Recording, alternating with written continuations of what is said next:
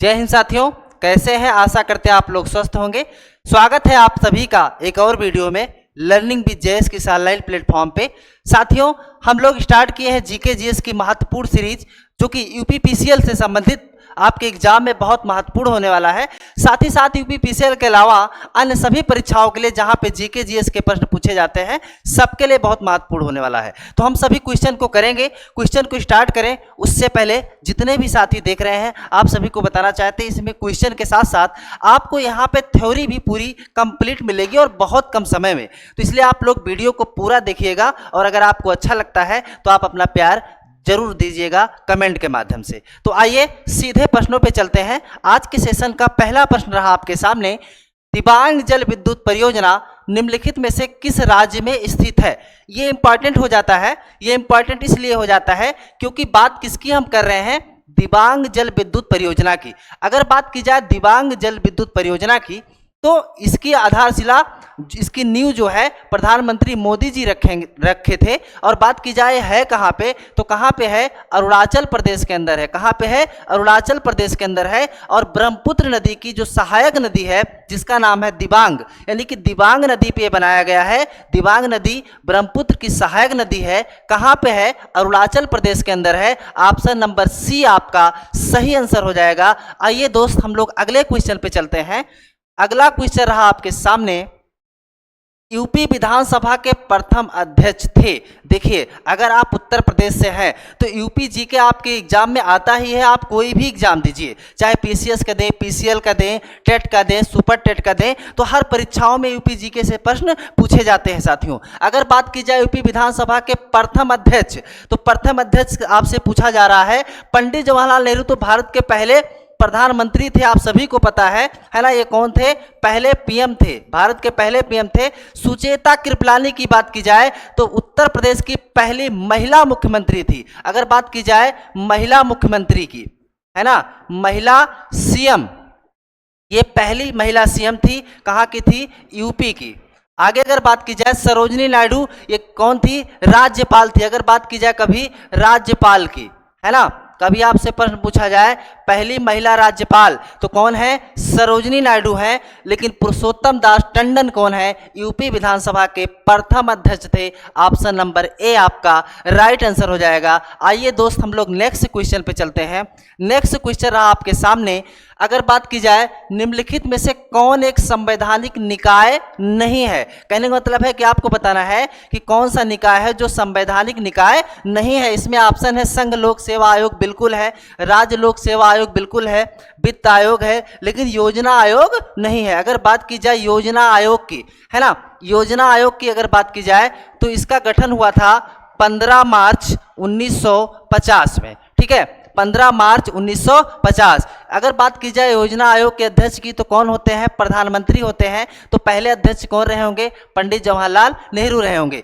अगर बात की जाए योजना आयोग क्यों बनाया जाता है, तो देखिए एक दीर्घकालिक होता है। इसमें जितने भी जो है योजनाएं रहती हैं, है ना, उनके संबंधित जो है इसी में रखा जाता है। कुल मिलाकर के एक योजना तैयार की जाती है, प्रारूप तैयार किया जाता है योजना आयोग में। तो 15 मार्च 1950 को क्या हुआ था? योजना आयोग का गठन हुआ था। लेकिन प्रधानमंत्री मोदी जी जब आते हैं 2014 में, तो 1 जनवरी, ध्यान दीजिएगा साथियों, 1 जनवरी 2015 से इसका नाम बदल करके क्या हो गया? नीति आयोग हो गया। क्या हो गया साथियों? नीति आयोग हो गया, है ना।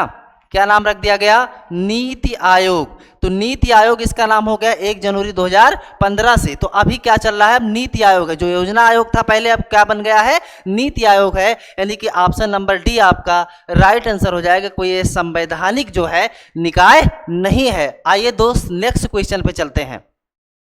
अगला क्वेश्चन रहा आपके सामने, पानी का शुद्धतम रूप आपको बताना है कि पानी का शुद्धतम रूप क्या होता है। ऑप्शन है नल का पानी, समुद्री जल, वर्षा का पानी, है ना, यहाँ पे वर्षा होना चाहिए, वर्षा का पानी, उपर्युक्त सभी। देखिए उपर्युक्त सभी नहीं होगा आपका। जो शुद्धतम रूप होता है वो क्या होता है? वर्षा का पानी होता है। ऑप्शन नंबर सी क्या हो जाएगा? राइट आंसर हो जाएगा। आइए साथियों, हम लोग अगले क्वेश्चन पे चलते हैं। अगला क्वेश्चन रहा, विश्व में सबसे बड़े व घने वन है। ठीक है, अगर बात की जाए, आपसे कभी पूछा जाए सबसे बड़े व घने वन, अगर बात करें हम वन की, तो देखिए आपको हम बताना चाहते हैं, अगर वन की बात करें तो ये क्या है, भूमध्य रेखा है। ठीक है, ये क्या है, भूमध्य रेखा है ना, क्या है भाई, भूमध्य रेखा है। तो जो भूमध्य रेखा होती है, चूंकि यहाँ पे जो सूर्य की किरणें होती हैं ना, अगर बात करें भूमध्य रेखा पे, तो सूर्य की किरणें क्या होती हैं, यहाँ पे सीधी पड़ती हैं। तो भूमध्य रेखा पे सूर्य की किरणें सीधी पड़ती हैं, और जहाँ पे सूर्य की किरणें सीधी पड़ेंगी यानी गर्मी ज़्यादा होगी, तो जाहिर सी बात है वहाँ पे वनस्पतियाँ, वन सबसे ज़्यादा अधिक होंगे। तो उत्तरी अमेरिका है ना, उत्तरी अमेरिका का जो देश है जिसका नाम है ब्राज़ील, है ना, क्या नाम है, ब्राज़ील है। चूंकि ब्राज़ील से होते हुए भूमध्य रेखा जाती है, हम ये कह सकते हैं कि भूमध्य रेखा ब्राज़ील के बीचों बीच से होकर के जाती है। और मैंने आपको समझाया कि जो भूमध्य रेखा होती है, चूंकि उसके आसपास सूर्य की किरणें सीधे पड़ती हैं, यही कारण है कि यहाँ पे वन सबसे अधिक पाए जाते हैं। तो option number B for Brazil आपका राइट आंसर हो जाएगा। साथियों, अगले क्वेश्चन पे चलते हैं, और आप लोग क्वेश्चन को बहुत इत्मीनान से देखेंगे, और अगर आप पूरा देखेंगे तो आप लगातार, है ना, आपकी प्रैक्टिस बनती जाएगी और कुछ ना कुछ नया आपको जरूर देखने को मिलेगा। आइए हम लोग अगला क्वेश्चन देखते हैं। अगला क्वेश्चन रहा आपके सामने, भारत का प्रथम तितली, है ना, तितली उद्यान कहाँ पर स्थित है। साथियों, आपको बताना है भारत का प्रथम तितली उद्यान कहाँ पे है। देखिए, अगर बात की जाए जिम कॉर्बेट राष्ट्रीय उद्यान की, जो कि कहाँ पे है, उत्तराखंड के अंदर है। कहाँ है, उत्तराखंड के अंदर है। ये पहला राष्ट्रीय उद्यान था। ठीक है, क्या था, पहला जो है, पहला राष्ट्रीय उद्यान था, है ना, पहला राष्ट्रीय उद्यान, पहला राष्ट्रीय उद्यान अगर आपसे कभी पूछा जाए, है ना, सबसे प्राचीन पूछा जाए तो क्या होगा, जिम कॉर्बेट राष्ट्रीय उद्यान होगा। काजीरंगा राष्ट्रीय उद्यान कहाँ है, असम में है। ठीक है, कहाँ पे है, असम में है, जो कि साथियों एक सींग वाले गैंडे के लिए फेमस है। राष्ट्रीय पशु उद्यान कोलकाता में है, लेकिन जो प्रश्न पूछा गया था, क्या पूछा गया था, तितली उद्यान ऑप्शन नंबर बनेरघट्टा जैविक उद्यान बेंगलुरु कर्नाटका में है। ए आपका क्या हो जाएगा, सही आंसर हो जाएगा दोस्त। आइए हम लोग नेक्स्ट क्वेश्चन पे चलते हैं। अगला क्वेश्चन रहा आपके सामने, बेगम अख्तर का नाम मुख्य रूप से निम्नलिखित में से किससे संबंध है। देखिए, आपको बताना है बेगम अख्तर, बात की जाए बेगम अख्तर की, तो देखिए जो लोग अयोध्या वाले हैं, है ना, तो बेगम अख्तर कहाँ की थी, तो सबसे पहले जो लोग हमारे साथी अयोध्या के जुड़े हैं, तो इनका कहाँ है, अयोध्या। और अयोध्या में कहाँ था, तो अभी आप लोग देखे होंगे कुछ समय पहले मोइन खान वाला एक मामला था, बहुत चर्चा में था, वो कहाँ के थे, भदरसा के थे। तो ये भी कहाँ की थी, भदरसा की थी। तो भदरसा यानी अयोध्या की थी, जिनका क्या नाम था, बेगम अख्तर, है ना। कुल मिलाकर के अगर बात की जाए ठुमरी और ये गजल के लिए मानी जाती थी, बहुत फेमस थी, आपके अयोध्या जनपद की थी, भदरसा की रहने वाली थी। ठीक है, तो ऑप्शन नंबर बी क्या हो जाएगा, राइट आंसर हो जाएगा। बेगम अख्तर जो है किससे संबंधित है, ठुमरी से है ना। आइए हम लोग अगले क्वेश्चन पे चलते हैं।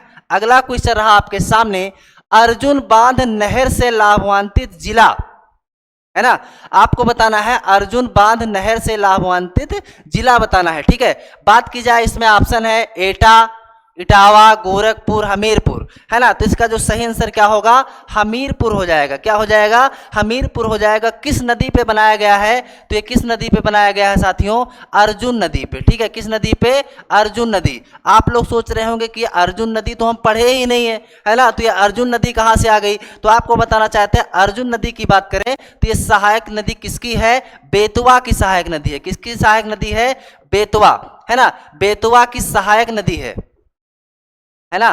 बेतवा की सहायक नदी कौन सी है, अर्जुन। और बेतवा किसकी सहायक नदी है, तो बेतवा सहायक नदी किसकी है, यमुना की है ना। बेतवा किसकी सहायक नदी है, यमुना की। और यमुना किसकी सहायक नदी है, तो किसकी है, गंगा की है। अब यहाँ तक तो आप जानते ही होंगे, कम से कम गंगा यमुना तो पढ़े ही होंगे। तो गंगा की सहायक नदी क्या है, यमुना।